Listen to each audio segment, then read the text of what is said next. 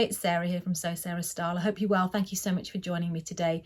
It is definitely autumn. The rain is hammering down on the roof. Sorry if you can hear it. And even I have given up hopes for an Indian summer. So yeah, we are in autumn. So today I'm going to be sewing with the most autumnal fabric that I have. It's one of those, it's been with me about 3 years. And I keep putting it off thinking next autumn I'll sew it, next autumn I'll sew it. This autumn I am sewing it because I've already cut it out. It is this beauty. And I can't remember where I got it from. Sorry, like I say, it's been with me for a while, but it's just every single colour that I love. So it is very, very me.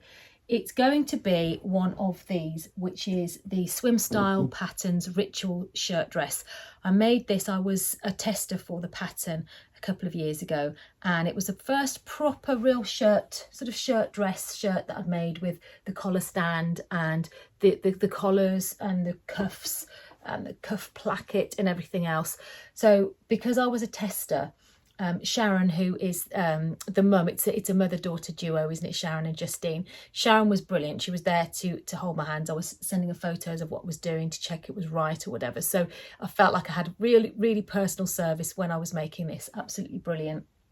I really love the channel here, which is the drawstring, and it's got a lovely pleat at the back. Just think it's a very, very funky shirt dress. So if I want to wear it out somewhere and it's not too dressy but it's quite sort of funky, this is the dress that I'll wear. It's got very high splits at the side, and then there's a split at the front because obviously you take your buttons down to here.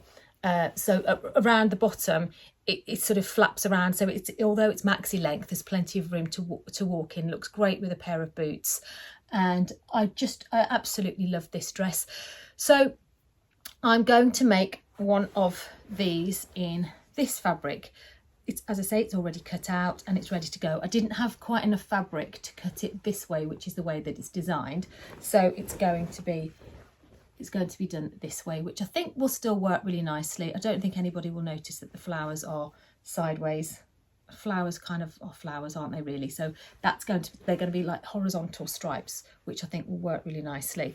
There will be a couple of cheats because it wouldn't be an outfit of mine without a couple of shortcuts.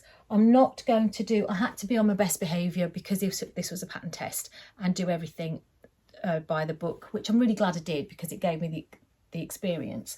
And also I do quite like wearing these rolled up, but I didn't have enough fabric, like I just said, so I'm going to, instead of making cuffs, I'm going to use this ribbing, which I really like. And I've made a couple of dresses before with ribbed cuffs anyway, and I think it's just quite a nice finish to a dress, quite casual, and I think this will go really nicely with the colour of that, so that will work nicely.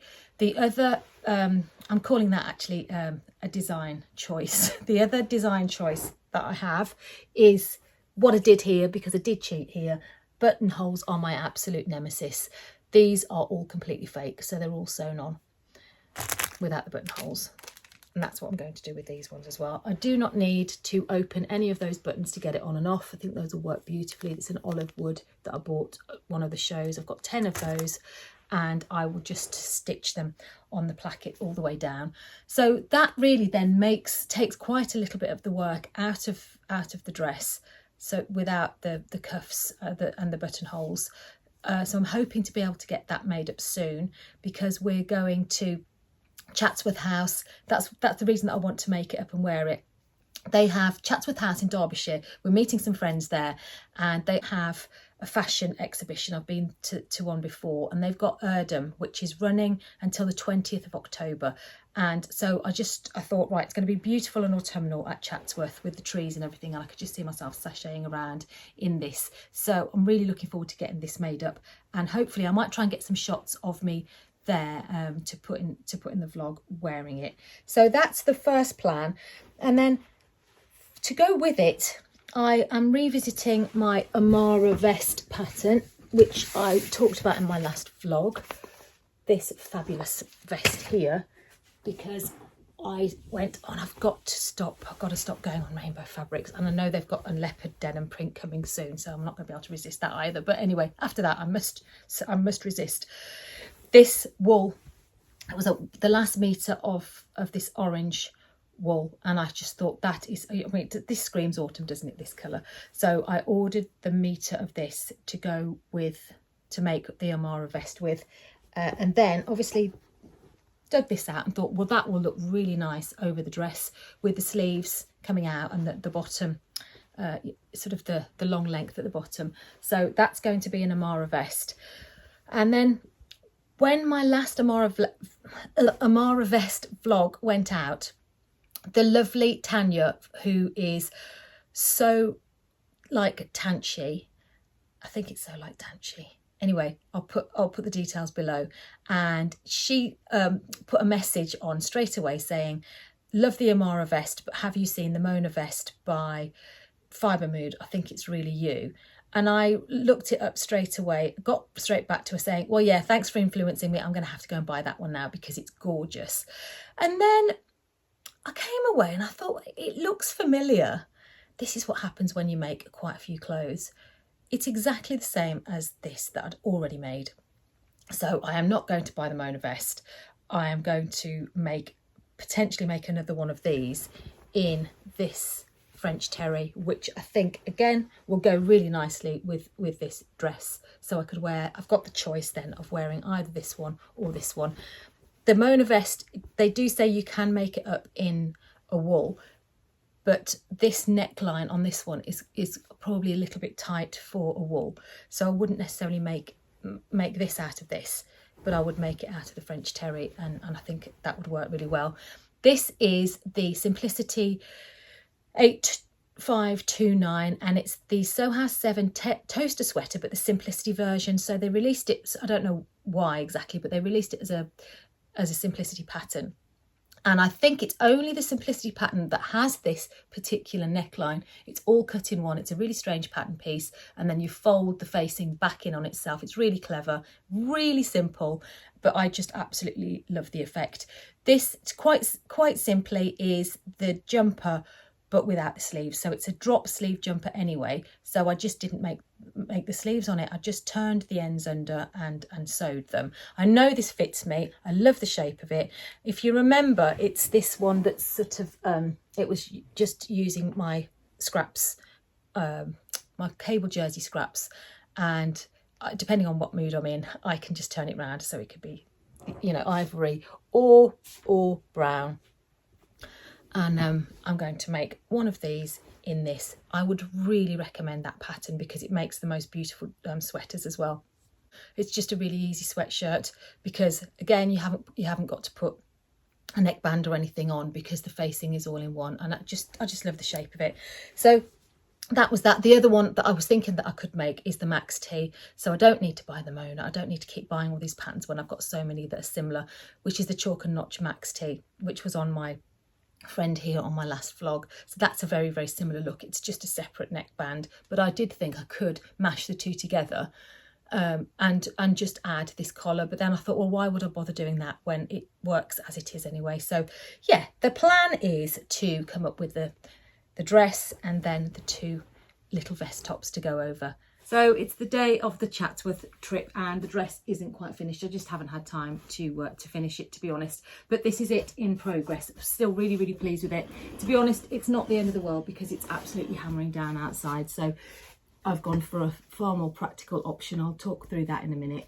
But yes, it's really, really loving the way that it's coming together. I like the fact that even though I called them horizontal stripes earlier, they are vertical stripes of pattern all the way around. I really like the pleat at the back, even though I've kind of done it the wrong way around. To be honest, it should be the other way around, but I think it works either way. This is the cuff, which I'm going to attach, and I think the cuffs will work really quite nicely. And then I've just got to sew my fake buttons on. It needs hemming. It's so close, but there's no point in rushing. I just think there's no point in rushing things just for the sake of it. And as I have just explained, it is pouring down with rain anyway, so I'm probably better off in trousers and boots. The Amara vest is still looking like this. So it will be ready for another event, just not a trip to Chatsworth. I have put on today instead my trusty bob pants, which I love and just go with everything. And then this is the Stella sweater by Fibremood, this slightly batwing sweater. This scarf here is from Rainbow Fabrics, absolutely beautiful. It's a silk chiffon. And when it arrived, I just thought, oh, what can I make it with? What can I make with it? It's 2 meters of it. And because it's so fine, I've only chopped a tiny bit off the bottom, and it sort of shrivels up to almost nothing.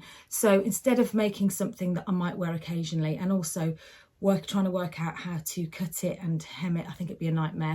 I thought it's going to make a beautiful scarf, and it will get worn absolutely loads.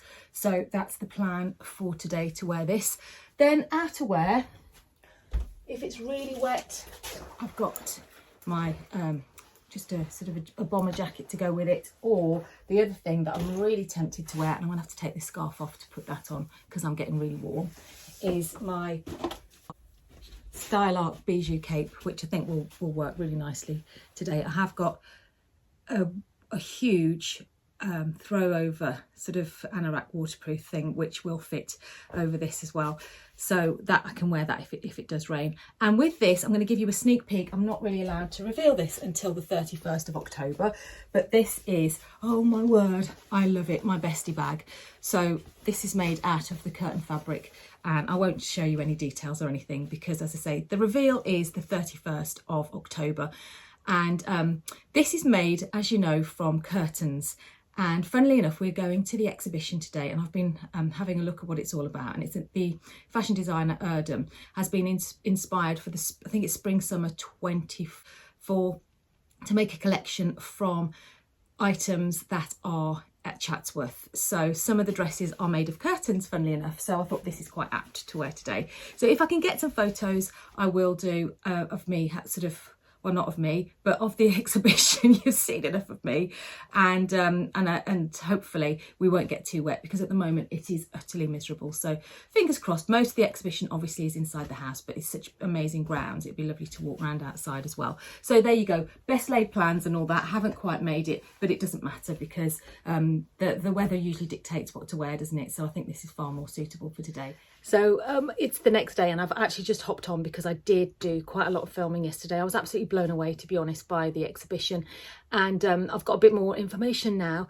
to share with you. It's only on for another few days, so I'm really sorry if you've missed it, but I've tried to give a flavour of it at the end of this vlog. I've just put together a few bits of footage and some photos. It was quite hard to capture it all because it was pretty busy in the exhibition, but my favourite bit, so I'll go back.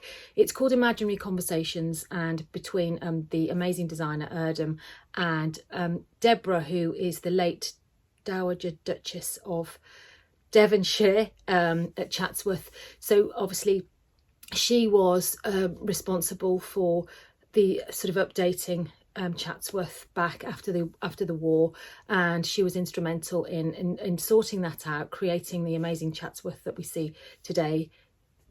Keeping textiles, etc. And she had a fabulous wardrobe. She had a really eclectic fashion taste as well. She loved Elvis, and she just wore the most beautiful, elegant dresses. So I think Erdem was invited to go and have a look in the sort of historical fashion archives, really, and textile archives.